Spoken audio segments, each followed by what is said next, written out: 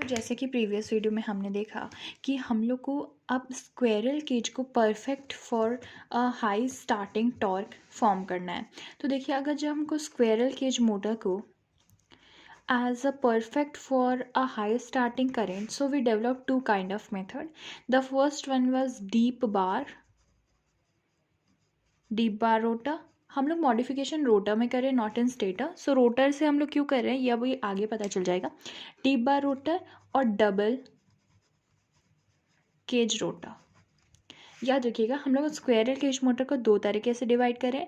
एक तो हमारा deep bar rotor and second is double cage motor. So अब ये डबल केज मोटर को स्टार्टिंग में स्टडी करते हैं कि डबल केज रोटर है क्या। देखिए, हमें क्या पता है, स्टेटर है, 3 फेज सप्लाई दी जाती है, इसमें रोटर अटैच्ड होता है। अब इस रोटर में हमने क्या किया, इस रोटर को मैं आगे मैग्नीफाई करके बना रही हूँ। Rotor and this this is called as outer cage and this is called as inner cage. Okay, so rotors, in the rotor there is a placed conductors, ये डबल लाइन होगी, right. और in this inner cage we have placed another set of conductors. Okay, so in the double cage rotor we have two kinds of a rotor inside it. First is outer and another is inner cage. Okay, so inner and outer cage को मैंने यहाँ magnify करके भी दिखा दिया कि हम लोग कैसे बना रहे हैं। अब देखिए, आउटर केज के बारे में पढ़ते हैं। Outer cage, so what are the benefits of outer cage, वो सबसे पहले देखना चाहेंगे हम लोग कि आउटर केज को लगा के हुआ क्या। See, outer cage is made up of a conducting material. और कौन सा conducting material? Which have a high resistance and example of these conducting material which have a high resistance are aluminium, bronze and brass. Okay, so इसमें से कोई भी outer वाले को यहाँ वापस रीड्रॉ करते हो, ये आउटर केज है। तो ये आउटर केज है जो किससे बना होगा, इधर एल्यूमिनियम, ब्रोंज और ब्रास। ओके, अब इसमें क्या बोल रहे हैं कि ये कंडक्टिव मटेरियल से बना है, that means current can flow through it. Other, it has a high resistance. Okay, these are very important words, so we should have to remember it. Now other is inner cage. See, inner cage में क्या हो रहा है, हमने क्या कर रहा है, हमने इसको भी एज अ कंडक्टिव मटेरियल ही बनाया है, but it has a low resistance. ये जो है याद रखने वाली चीज़ है। सो इसका मटेरियल कौन सा है, कॉपर। सी, हमने क्या देखा कि आउटर को केज है, उसके बाद इनर केज है। So as it is present outside, so more of the current will flow to the outer cage, through the outer cage, then less of the amount of current will flow through inner cage. अब इसको हम through mathematic term समझते हैं। देखिए, outer cage as it is present outside लिख लेते हैं, as it is present outside, जिसमें रेजिस्टेंस ज़्यादा होगा उसका इंडक्टेंस और या रिएक्टेंस कम होगा, या हम कहें कि उसका इंडक्टेंस कम होगा। हम अब एक्सएल की बात कर रहे हैं, रिएक्टेंस में एल, एक्सएल की बात कर रहे हैं रिएक्टेंस में, और एल की बात कर रहे हैं इंडक्टेंस में। सो हम कह रहे हैं कि जिसका आर बहुत ज़्यादा होगा उसके इंडक्टेंस कम होगा। ये दोनों वाइस वर्सा होता है, इन्वर्सली होता है। तो अब क्या है कि जिसका हमने देखा, जिसका लो अगर हम देखें, लो इंडक्टेंस पाथ दे, so more current will flow. But अब हमें पता है कि इनर केज में क्या है, रेजिस्टेंस वो वेरी लो है, दैट मीन्स इंडक्टेंस बहुत हाई होगा, और इंडक्टेंस जहाँ होता है तो low current will flow through it.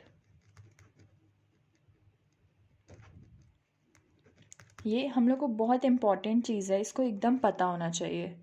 तो इन दोनों को एट आउटर केज और इनर केज, इनको मैथमेटिकली लिखते हैं R21, दैट मीन्स रोटर। और फर्स्ट क्यों लिखा है, क्योंकि आउटर को 1 नाम दिया है, इनर को 2 नाम दिया है। So R21 is greater than L21 as we have seen in here, R22 is less than R22. See, R22 means rotor resistance for second, that is inner, rotor resistance for second, that is inner. Sorry, rotor inductance for inner cage. Okay, so ये mathematically terms हमने देख लिया कि R21 is greater than R21 is greater than L21 and R22 is less than L22। Now next अब हम starting और ending condition देखते हैं कि स्टार्टिंग और रनिंग कंडीशन में क्या होता है। सबसे पहले देखिए एट स्टार्टिंग कुछ टर्म्स डिवाइड, जैसे पीछे हमने देखा है R22 R12 L22 L21, ये तो resistance of outer cage, inductance of inner cage, inductance of outer cage और रेजिस्टेंस ऑफ इनर केज, ये तो हमने पीछे ही देख लिया था। अब एट स्टार्टिंग कंडीशन देखते हैं कि एट स्टार्टिंग क्या होता है। S इज इक्वल्स टू 1 और हम लोग को पता है rotor frequency is S times of supply frequency as it is known कि S is equals to 1 at the starting, so F2 is equals to 1 times of F1, that means rotor frequency is equals to supply frequency. ये हम लोग को देख लिया। अब आगे बढ़ते हैं। देखिए क्या चीज़ आपको याद रखनी है कि हम लोग का रेजिस्टेंस क्या होता है, हाई होता है आउटर केज में, और इंडक्टेंस इज लो। अब हम लोग रिएक्टेंस फाइंड कर रहे हैं। सो रिएक्टेंस क्या होगा, X2। हम लोग किसके लिए फाइंड कर रहे हैं, आउटर के लिए, इनर के लिए। और ये जो आउटर के लिए है वो क्या होता है, 2πF2L। 2πF2 मतलब ओमेगा L होता है, तो सिमिलरली 2πF2L हमने लिख दिया। तो अब हमको क्या पता है कि Z is equals to R plus JX2। So जितना ये कम होगा उतना L की वैल्यू कम होगी। तो ये क्या है, लो इम्पिडेंस पाथ प्रोवाइड कर रहा है।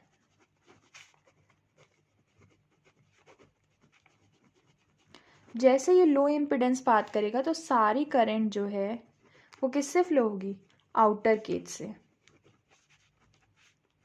flows through outer cage। Similarly अगर हम इनर केज के लिए देखें तो X22 इज 2πF2 L2, यहाँ L22 होगा, यहाँ L21 लिख लेते हैं।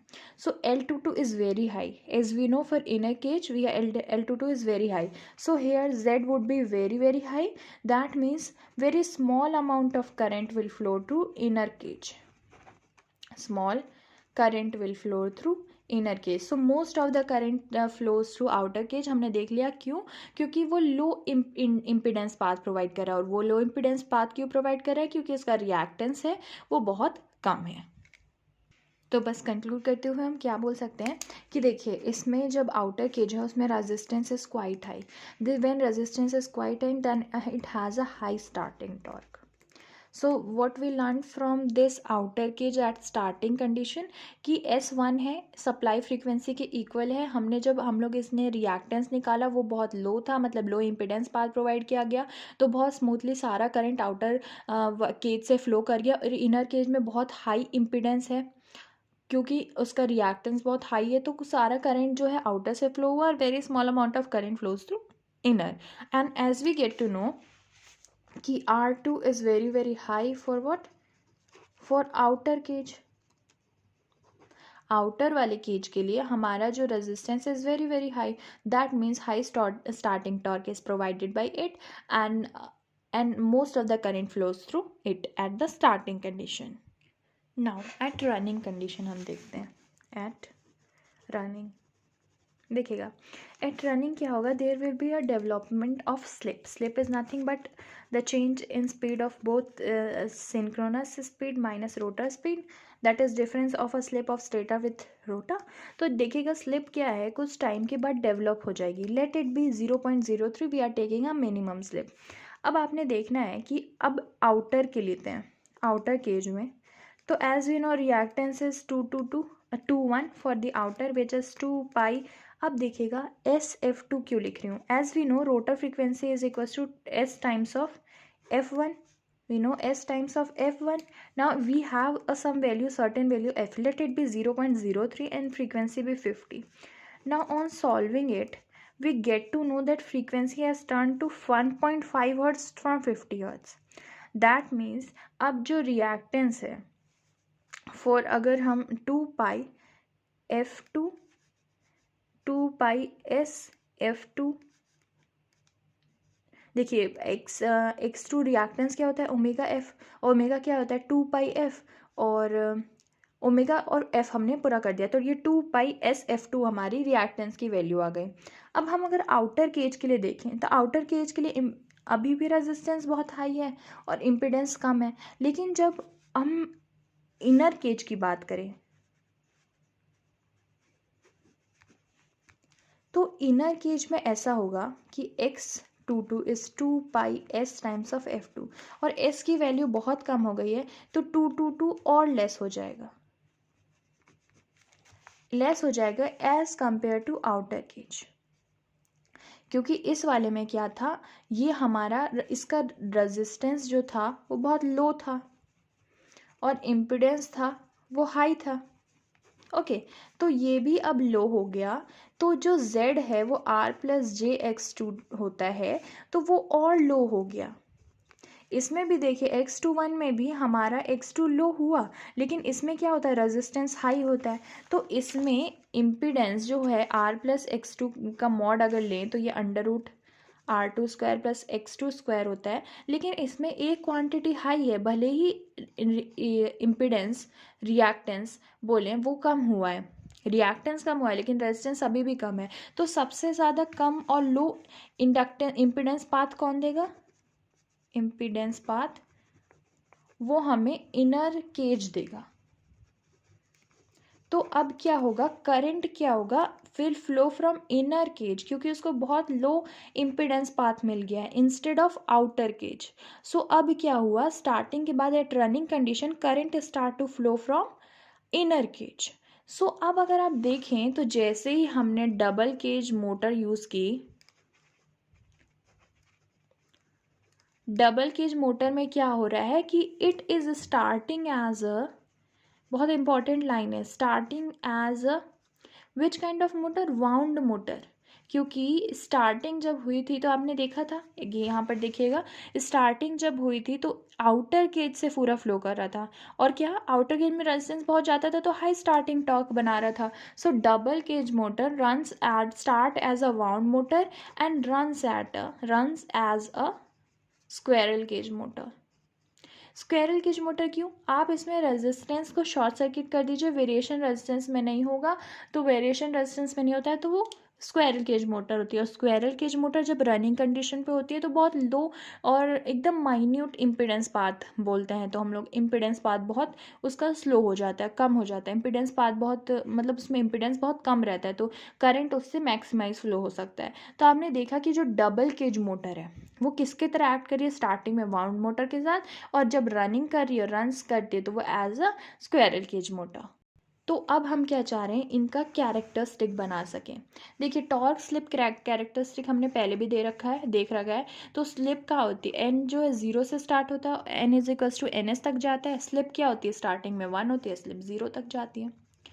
ये इसकी मैक्सिमाइज कंडीशन हो गई। देखिए सबसे पहले जब आपने आउटर टॉर्क में देखा था, तो आउटर टॉर्क में क्या था, जो टॉर्क है वो डायरेक्टली प्रोपोर्शनल टू रेजिस्टेंस, और स्लिप क्या होता है, स्टार्टिंग में 1 होता है, तो ये डिक्रीज हो रहा था, कहाँ तक, 0 तक। और इनर वाला क्या है, बढ़ते गया, पहले टॉर्क उसमें कम थी, फिर बढ़ी, और फिर वो 0 तक चला गया, ये देखिए यहाँ तक। और अब इन दोनों का हमने ऐड ऑन करके पूरा फाइनल निकालना है कि फाइनल टॉर्क कितना गया है, तो जब हम इसका ऐड ऑन करेंगे तो ये ऊपर चला जाएगा, इसको डॉटेड से दिखा रहे हैं, और ये 0 पे जाके मर्ज हो जाएगा, इसको थोड़ा और ऊपर बनाइएगा, 0 पे जाके मर्ज हो जाएगा। तो ये हमारा टॉर्क स्लिप कैरेक्टरिस्टिक है। देखिए ये हमारा किसके लिए है, ये हमारा इनर केज के लिए, और ये हमारा आउटर केज के लिए। इसको समझे कैसे, टॉर्क जो है वो डायरेक्टली प्रोपोर्शनल टू R2 होता है, ये कभी नहीं बोलना, R2 की directly proportional for starting condition, and torque is inversely proportional to R2 for ending और रनिंग कंडीशन। ये स्टार्टिंग और ये एंडिंग। ओके सो हमने क्या देख लिया कि जैसे ही हमारा आउटर केज में करंट मैक्सिमम फ्लो हो रही थी, स्टार्टिंग टॉर्क बहुत हाई था, ठीक है। स्टार्टिंग में टॉर्क बहुत हाई था, फिर हमारा धीरे धीरे डाउन होने लगा क्योंकि अब रनिंग टॉर्क आ गया। रनिंग टॉर्क आपने देखा इंडक्शन जब इनर केज था तो उसमें बहुत हाई इंपीडेंस था, करंट था ही नहीं, तो टॉर्क ही नहीं था। फिर ये जो टॉर्क इंक्रीज होने लगा, इंक्रीज होने लगा, फिर एक स्टॉप कंडीशन आएगी तो वो डाउन हो गया। और इन दोनों का हाई जब हम देखें तो इन दोनों का एड ऑन करके ये हमें फाइनल टॉर्क मिलता है। अब एक इक्विवेलेंट सर्किट देख लेते हैं जो कि सिंपली जैसे हमने इंडक्शन मोटर के लिए बनाना था वैसे ही बनाएंगे। देखिएगा R1 X1, ये तो आपको पता है कि जो हमारी प्राइमरी है, प्राइमरी कौन सी होती है जिसमें लोड नहीं होता, सप्लाई देते हैं। मतलब हम कौन से इंडक्शन मोटर के पार्ट में सप्लाई देते हैं, स्टेटर में। तो स्टेटर हमारा act as a primary, so stator का रेजिस्टेंस 1 X2। अब देखिए क्या यहाँ चेंज आया है कि हमारे पास दो हैं, आउटर केज इनर केज।